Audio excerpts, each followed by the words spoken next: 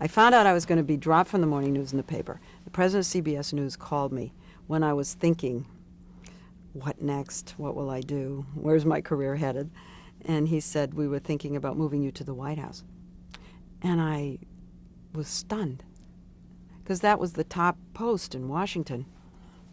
Never saw it coming, never expected it, and just said yes with great enthusiasm, hung up the phone and said, oh, what about my daughter? You know, it was so unexpected, so knee-jerk on my part, and then sat there and cried for the rest of the day.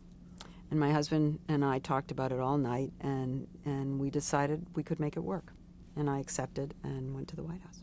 And Jimmy Carter was president. You know, when you cover the White House, you are no longer in control of your life at all. You are at the mercy of the president's schedule 100%.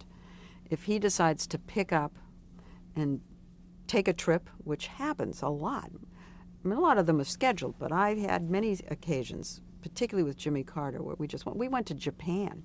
The Prime Minister of Japan died, and I can't even remember how I packed a suitcase. They may have given us 1 hour to rush home and pack, and we were off to Japan. And I knew that ahead of time. I knew that I was losing control.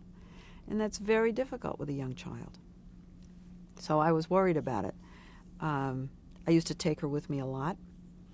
I packed her up with the nanny. We had a nanny, and they would come with me on trips, if they were long trips. But I jumped into it, and it was a halfway point of the Carter administration. It was the very beginning of '79. He was having some difficulties. We didn't have the hostage crisis yet, but we were having an oil problem, and there were gas lines, and we had inflation.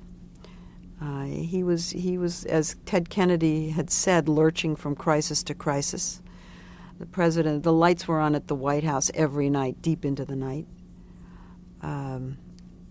He was also beginning to get involved in the Middle East, right when I started.